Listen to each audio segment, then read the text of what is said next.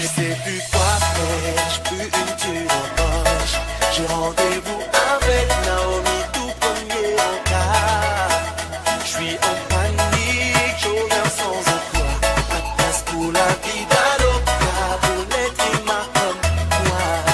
Je cours après Naomi, parce qu'une fois elle m'a dit oui, pas faute de voir tout essayer pour. Bonjour fidèles téléspectateurs de Kin Malebo et bienvenue dans votre émission préférée, l'émission Bana Mboka. Déjà dans mon message ndenge boye bi émission oyo elobele la kabino sur Mambi Maimatali Mboka na biso politique masolo ya mboka. Voilà pourquoi les loto koyamba oya bino ndeko na bino azali bourgmestre ya commune ya Kimbanteke,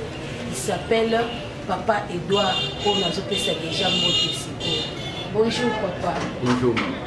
Bon papa Edouard. Et tout ça comme moi, il y a un problème de tout ça. Quand moi, je voulais aller sur la bande, il y a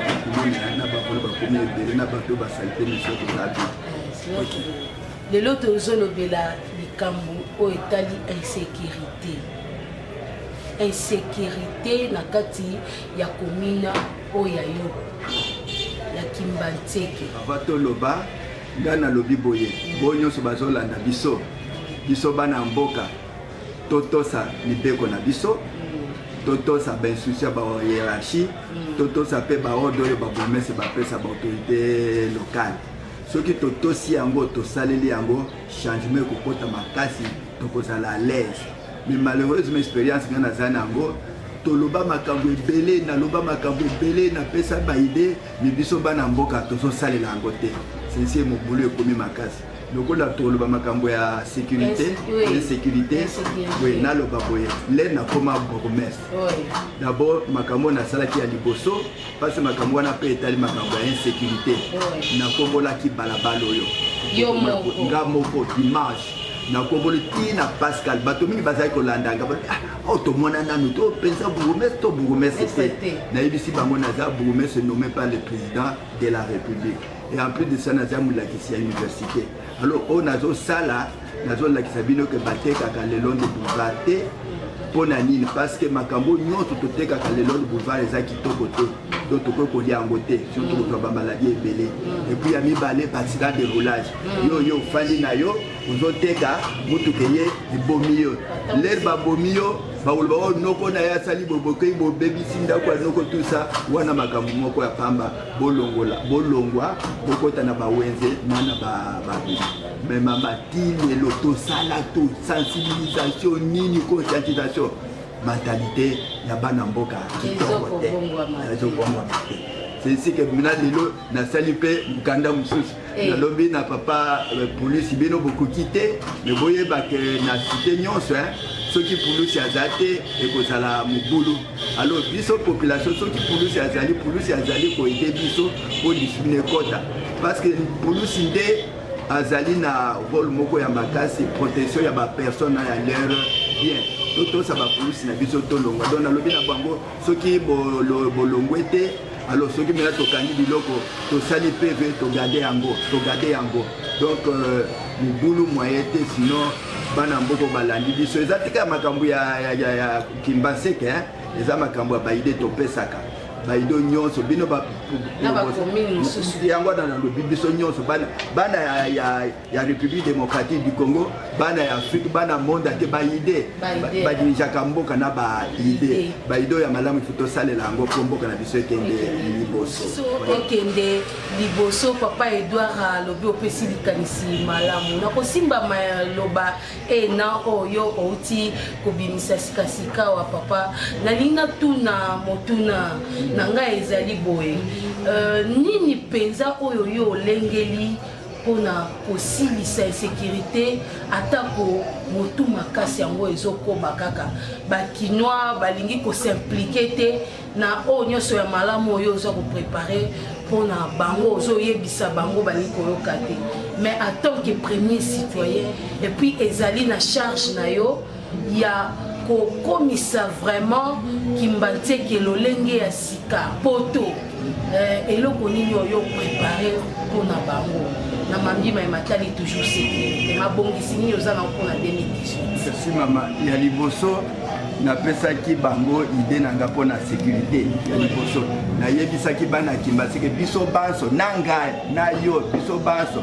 chacun est agent ya sécurité na ye oloba te ke non police moto ya kosala nga sécurité papa gouverneur moto ya kosala nga sécurité président moto ya kosala nga sécurité yo moko okomi agent ya sécurité na yo alors po papa police asalela yo po papa bourgmestre asalela yo tala nzunga na yo wana banani bazali bato bakoki kodéranger sécurité na yo alors oyebisi biso mais bakibunengo papa nga nazala wa me nzunga na nga na numéro te na fulani til mutu moko kuna aza muyibi nalobi te ka yibi nga mais nayebisi azali muyibi soki makambo eleki boyeba deja azali muyibi alors olobi mpe otalike papa kuna nga namoni mwana kuna azali kuluna aderangeaka donc odénonce tosali balise ya badonné na biso toyeba baécurie bameneur tout ça parce que lelo nakotinda pulusi na nga tokoyebisa bango bobone bokei lelo bokangaka bato en vrac il faut boyeba soki bokangi bomoni kombo ya mutu te boyeba ke mutu wana azali mutu moko ya kodéranger sécurité na biso oyo na bisa population ya mibana lobi soki oyoki ke bazoyiba na muninga kofanda te ofandi na enie olobi ye kuna nga te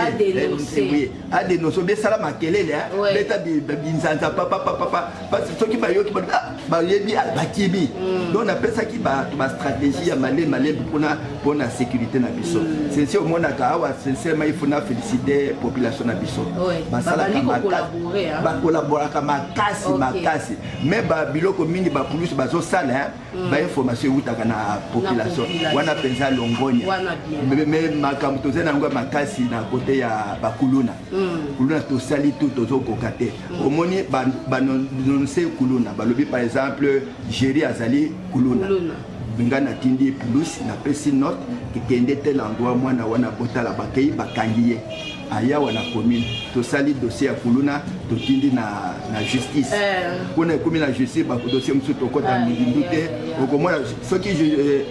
justice akondane mwana wana batindi ye na makala lere mwana wana akobima olia lobake bo bakangaki nga nasalaki mabe na changer nakoma utile te aye na vengeance tel moto akufundaki nga nakovange kutu parfois akei alobi kobomoni ya nazongi bokomona cette fois-ci alors mobulu moye te alors lelo na 2018 natali nalobi ifuna yebisa papa gouverneur que toluka solution mosusu bastratégie ya sika bastratégie ya sika toluka moyen po bana wana soki tokangi bango olie totinda bango na makala kuna l'état so nourrir bango tout ça les bakobima ba changer te to sala ndenge ni toko sala soki babimi na prison na biso wana bazwa changement alors na proposer ki na lobi papa gouverneur moni na bukoko na biso tozalaki na baka ya circoncision ba mibali bazwi bana mike wana soki okomi mobali batindi yo na brousse oke kuna na brousse basali circoncision basali konso depuis balaki sino circoncision ezalaki te kaka kokata exactement basali kopesa formation éducation bayebisi yo mobali ya kotambola ndenge nini na bizaleli ya kitoko ya mobali na façon vivre na mwasi na etc basi pe bazaki na kana bango ya excision mais maman to ko moza kota este te pina biso nga naza mopende ezalaki nga naza mwana catholique nga basalaki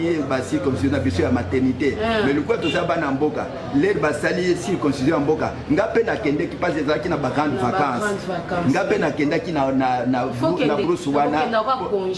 oui non congé te na yekola responsabilité éducation bapesa nga éducation na biso bapende bakandingi donc kotaki pena na landaki yango alors nayebisi papa gouverneur eza projet soki olingi tokota na tokobongisa yango mais idée nanga eza boye tozwi bango tomemi bango na kawana ekozala ferme agricole lokola papa mozi alobaki service national alors kuna bakosala nini kuna bakei akozala bien encadré kuna musala ya liboso agriculture pour basala boni lukula agriculture après 3-4 mois et l'oni déjà babandi kolia biloko bango moko basale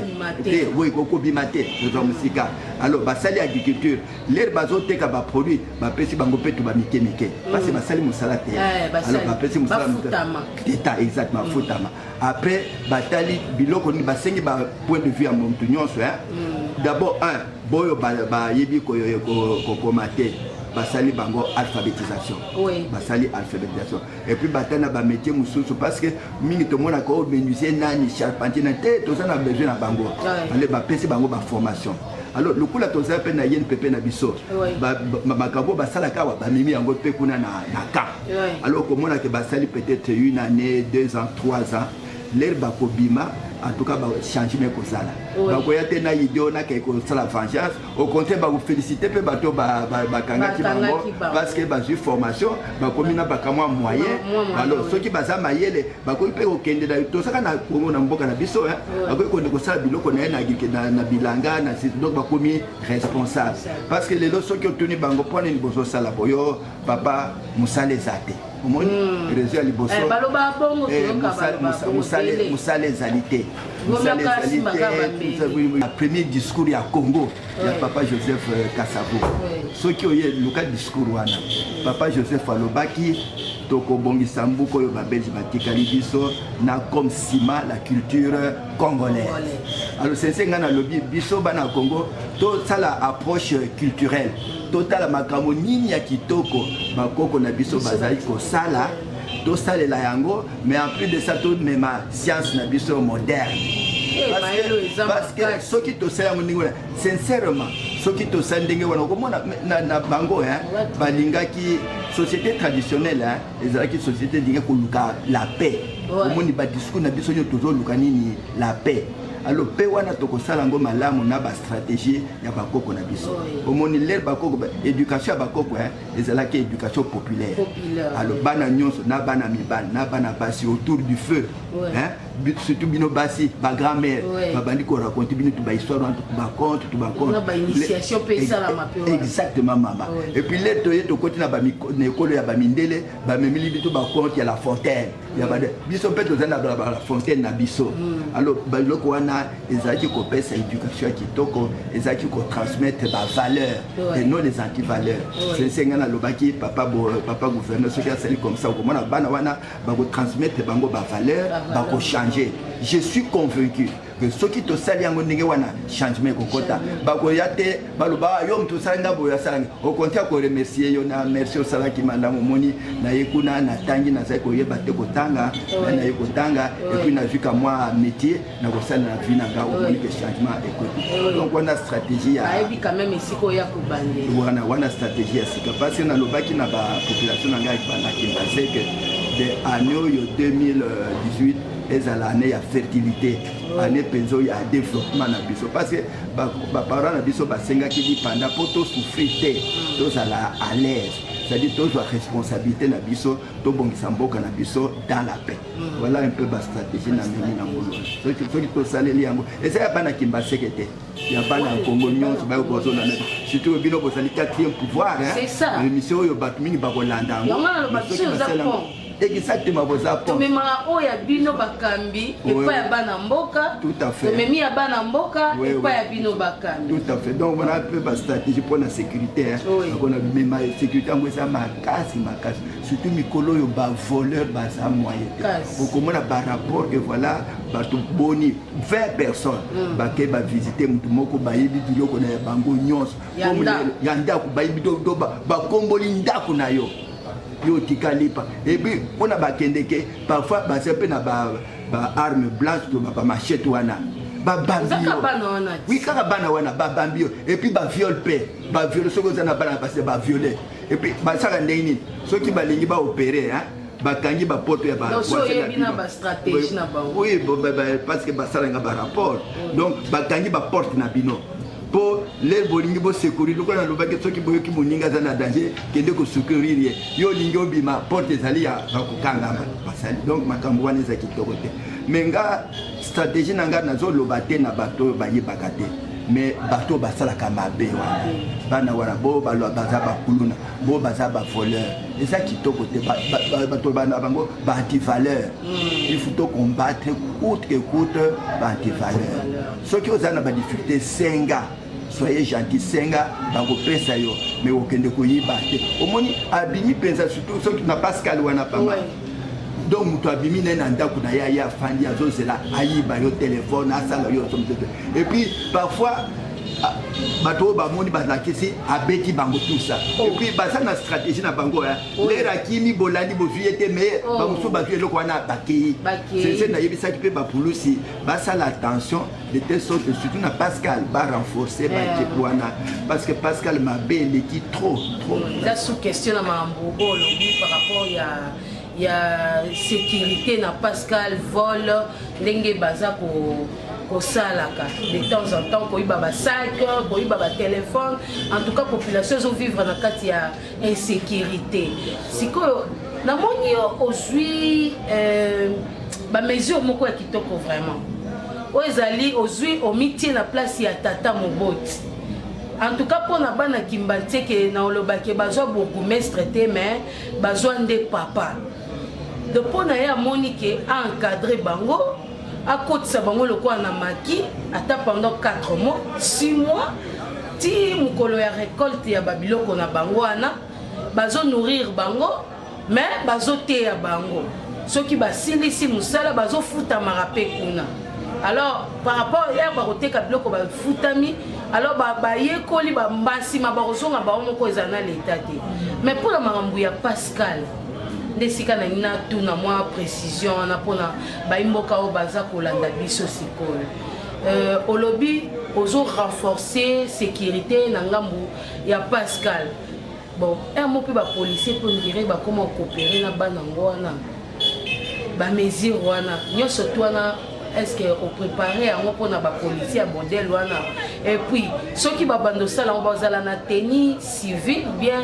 na nini tenue ya police parce que bana na pe ba développer ba intuition na bango et comment penza makasi penza pona na ndenge ya ko opérer voleur azalaka très intelligent ceux qui ont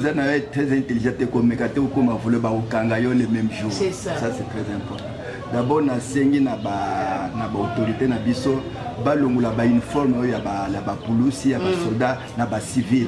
bateka ba uniforme na liso pas c'est même ba confusion oui mingi bazoteka ngo omoni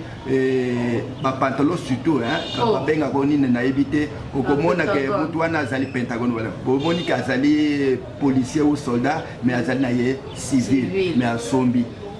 na ba magasin tout ça bazoteka asombi pe bon wana alors na baropo na zoaka okoma balobi ke bato wana bazalaki en uniforme militaire ou uniforme ya ba police mais okoma na kati na bango mingi pe bazali ba civil bango ba militaire bon ezo salir image ya armée na image ya police alors bilamba ya police na bilamba ya armée ba civil bakoyi kolata yango te alors il faut ba autorité batala ndenge ba koji kotia pembeni wana parce que c'est ma mingi confusion mais na yipulusi bazali na ba spécialité na bango bazali na ba bato batanga ba crime ndenge la police criminelle la police d'hygiène la police donc bazali na ba spécialité na bango alors il faut batala ndenge nini mais na parce que na lobaki na ba chose il faut renforcer non apparent parce qu'il y a le civil éviter qu'azali police azame pembe mais ceux qui ont yebi akangi directement le coup la bazakana ba papier na bango akangi yo alakisi papier na ye mais biso peuple congolais ba ceux qui police akangi même na poto alakisi carte na yo ko bouger il faut tout ça à Poulouse. Mais c'est ça, c'est l'irrespect. Et Batouane, il faut pas sanctionner sévèrement. Et ça, exactement. Bastager topé saka, non n'a pas à cause de mon côté. Vos amis balemi sac, mais pas voyer battre. Ça c'est vraiment capital. Alors il faut aussi responsable major, auditeur, tout ça. Ce qui est pour nous, c'est Salimbe, parce que le micro peuple est critiqué bango pour la tracasserie financière. Bolingi bo bengana bango pour nous c'est accueilli à 5 PC 100 francs à Tiki. Vous voulez ça la musala naie. C'est na loba qu'il faut exécuter fidèlement les instructions de la hiérarchie na ba ordre to pesa ka ba conseil mais ceux qui m'ont asala mbeba ba osala ni punition il faut que l'impunité est à la sous-souté vous comprenez que j'aime ah on a zo se présente ba plus nanga même papa major même lobby na pesa qui est longonia parce que ba zo sala bien mon ngolo to bandi ka moi bien mais problème na biso il faut tout renforcer ba effectif l'effectif fait à la ébélé mais l'effectif na les ala ébélé il faut ba formation ba police ba école ta école police azali éducateur donc mutu atanga azali mutu ba masaka tete c'est ça on ba bazana ba école na bango c'est na lobby na ba autorité na biso ba bongisa ba école ya ba police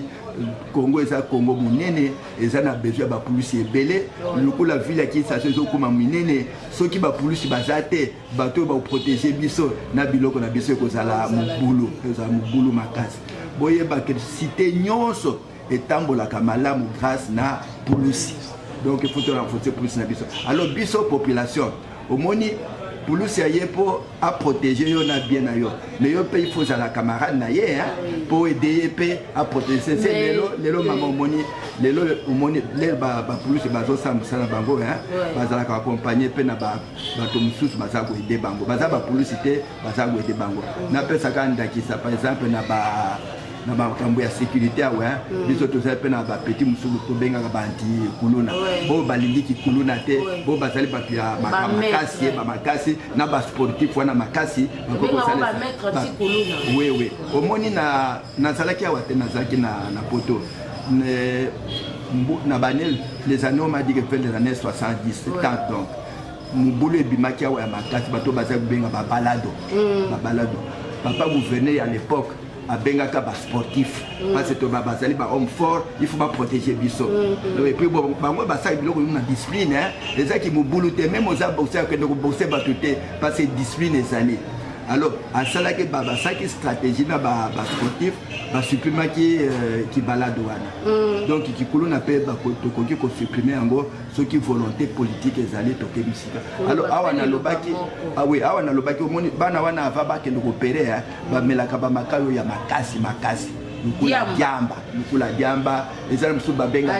agene na kutu na mona nano te na yoka avala oyebi ya monyo wana alors na sala ki ba recherche na yebisi ba population nga bo identifier nga ba place au bateka ka ba diamba tina ba supermarché papa ba komote kamo alors na et ça la makate dans aucun pays au monde où ba ko ça biloko ba supermarché alors c'est na lobaki to ba démanteler ba biloko wana parce que d'autres déranger ba mutu ya bana ke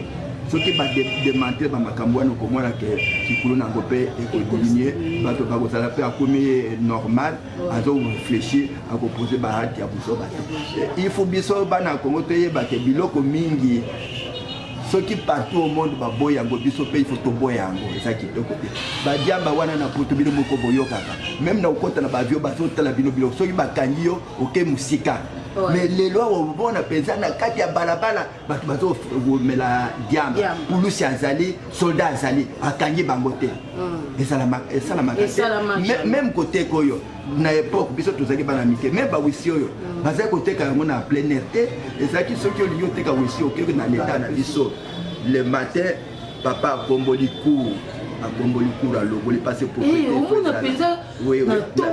exactement tout à fait il y a fandi na le pont ba tout va kota ba mona place oui et puis maman lokola bango il faut alamba footballer avant que na musala maman ya liboso les grands matake na mai atoki mai aye alabi fufunaye avant pesa biloko lia asokoli basani biloko na place oyo alambaki asokoli mais lelo na Kinshasa mama pardon ozali mama oke na bandako mususu mama alambi atika sani comme ça biloko nyonso comme ça alati bilamba na ye akei na ye oke wana ezali popete et puis okomona parfois na balabala bazo sokola bilamba biloko bana tout ça ba comment on appelle ça nini caniveau caniveau wana makambo wana nyonso ezali kitoko te to ça de telle sorte que arrêter au babimisaki assainissement eza kitoko mais to saleli yango nano te to salela yango comment que changement ekokota tikolo beza vraiment kitoko mingi malgré au précédent nazaki na motuna mais ezali kaka lelo choléra ezosala rage puisque tozoloba likambo ya sécurité tokoloba mpe makambo oyo etali bokolongono bwa nzoto. Quels sont le koso eza da na kati ya culture nao mais na oyebisanga ka nini nde déjà osotie au mettre en place pour na ko éradiquer malade pour na commune na yo et si lisela yo ba citoyen na yo naza ko landa pe ba statistique on a choléra rapport ba pesi biso e bandi ko diminuer makasi parce que totiaki ba stratégie biso ba zone de santé na biso tozanga na ba réunion régulièrement et puis ba memaki ba déplier na sali ba photocopie ba déplier na pesi bango na kaboli na bango donc na côté wana ba zone de santé nga nyonso tozoaki ba disposition et na biso ba kawana ezate mais comme sanité zali il faut donc lutter contre la saleté parce que maladie wana c'est un peu maladie de mains sales donc il faut compléter tout ça de telle sorte que maintenant on a félicité pour moi papa gouverneur lobaki bo identifier bandako nyonso ezali pembe na ba mai ba inondation tout ça toujours ça la wana pas tout lingi pour prêter compte à tout ça donc à côté à choléra de pesaki ben institution jusqu'à nouvel ordre to la ndaka ben institution wana babinganga na biso bakoloba bon ezali lisusu te wana tosepele dans le cas côté totia ba institution wana koma vraiment na suka mais tokoki kokoma na suka te soki papa Edouard alobi liloba te na bao ya ye ya Kimbanteke Momba parce que yenda zali premier citoyen ya commune ya Kimbanteke. Quand on dit Kimbanteke directement bah bien prof Edouard Azakuna. Alors message ni oyo koki ko apporter na public na yo surtout bispa yo wapi yo zo kamba na commune ya Kimbanteke. Comme en février, on peut dire nous sommes au début de l'année. Na veut des nouvelles, on appelle ça qui, bango, bonne année. Passa la malam, kitoko, passa beaucoup de grâce pour toquer des liboso. Mais na loba qui est tora fermier. La relation na biso dans le sens positif pas le sens négatif tous appellent na amour ya prochain tous ngai kali s'appelle mon ninga ce qui amour ya prochain ezali au comment que changement ya makasi ekokota mais changement na ekokota ce qui totosi balwa na biso ce qui totosi balwa na biso ce qui totosi ba institution ya ba hiérarchie ba institution nyonso ba pesaka te pona bango pona peuple congolais c'est le peuple qui est le chef et non nous les individus et puis bato s'appelle ordre ba promesse ba pesaka mais attention ceux qui bomoni que ordre wana ezamabe pour ça les langote parce que bon que bébé c'est mboka mais na sengi na bango mingi parce que Kimbanteke que tu as des difficultés pour la recette recouvrement la recette na biso ezalaka faible bato mingi bafutaka batako ya l'état te bayaka na moni aza na besoin ya document aza besoin de par exemple fiche d'identité mais allez pas ça y est gratuitement biloko wana ezali déjà comptabilisé il faut pas faute donc ceux qui ont lingo kende na commune quand commune ya Kimbanteke te OK la commune kokendete na bourgmestre parce que bourgmestre appelle sa fiche d'identité c'est service d'état civil kuma kuna loba que papa chef de service na ye na lingina zo fiche d'identité attestation de naissance va changer va comme fiche d'identité parce que attestation de naissance c'est un document officiel c'est acte de naissance comme document officiel wana bakopé sango c'est ce qui moi c'est à beauté à aucun matériau beauté pour enregistrer directement moi na yo bakopé ça y est gratuitement on va déterminer que ça est gratuit mais ba document musuki ba yeba bo futa autant alors oye yakana ta mbongo wana bakopé ce document na yo en bonne et due forme alors ceux qui tozanda to ba makuki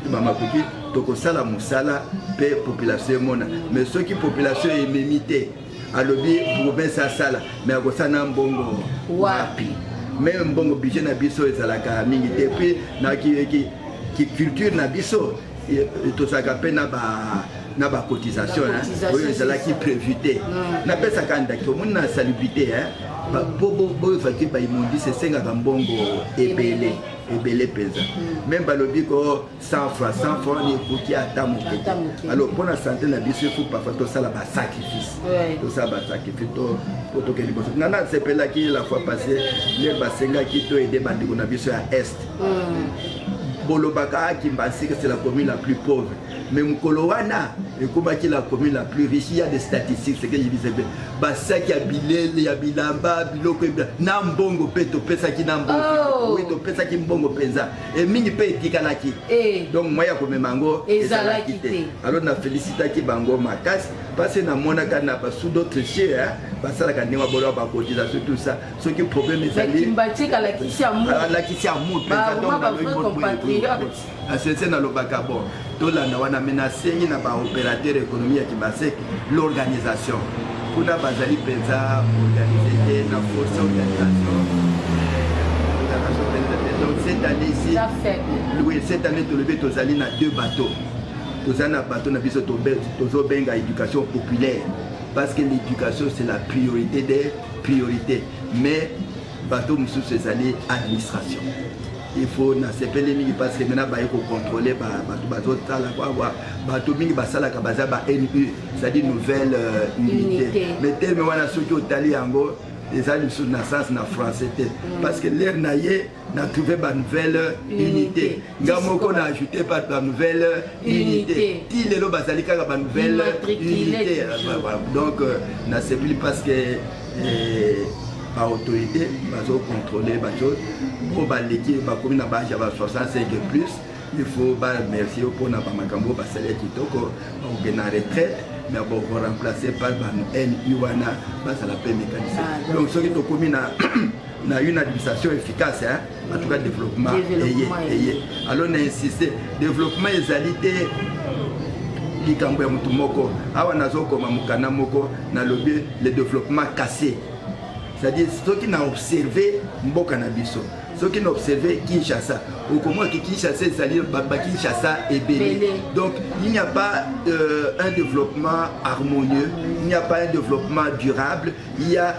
le développement est cassé. Au comment la Batumsou Bazana hangar, Batumsou na étage miné, les papas moko. Alors là il n'y a pas d'amour, il faut qu'on revoie un peu cette histoire-là pour que les choses marchent de l'avant. Voilà un peu Autokoloba. Donc bon balandibiso. Bonne année, toye bake biso nyonso même pas discours ya ba chef bazodo bake mbulo y faisait un boulot à changement tout est toujours préparé pour l'élection tout préparé encore correctement tout qui en boka na biso sur de bons rails pour que dipando ba papa na biso ba senga ki to sepela na ngo to pesa merci bo senga ki dipanda mena to komi dipanda sensi bo moni ba lobi il faut ba zaïwa ba za lisusu to saka ba congolais mais ba congolais wana l'hymne national est clair debout congolais. Il ne faut pas dire Congo. Oui, tout ça, tellement c'est tout ça le point beaucoup de ça que le bami songa. Quand ça t'est courbé, aux hommes monate, inga fumu te. Ceux qui ont mon bébé, le bac one est ça qui côté. Ceux qui m'ont pas critiqué yo à l'ingio. Au bout y était l'anda makambo ya lobby. Ceux qui makambo yo monique ya solo salé là. Voilà pour notre pays. Préparons les élections, c'est notre pays, nous tous faisons tout pour que nous puissions construire notre pays. Bao va changer la nationalité, ça la carrière, parce que le Congo c'est le paradis, le paradis. Donc paradis dans le monde qui est allé Congo, c'est sûr que le pauvre biso est difficile. Parce que le Congo parce que bayebi na ndeko oya biso mwana mboka papa Edouard hein mokonzi na bi mokonzi parce que azali ya liboso mwana liboso ya commune ya Kimbanteke tozaki kolobela sur situation sécuritaire ya Kingasani dans la commune ya Kimbanteke mobimba bolandi vraiment na bokebi nyonso tout boyoki makambo oyo abimisi na mutu na ye ba mesure oyo ye a proposé ya malamu pona aussi sakuluna et puis alobi sur makambo etali assainissement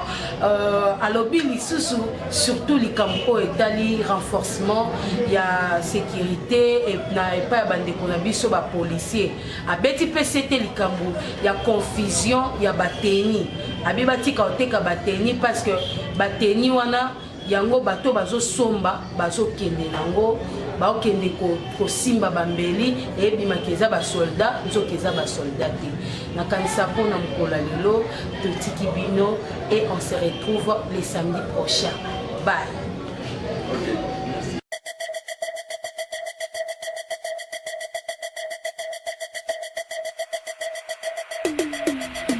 Je sais plus quoi faire, je plus une tue en poche. J'ai rendez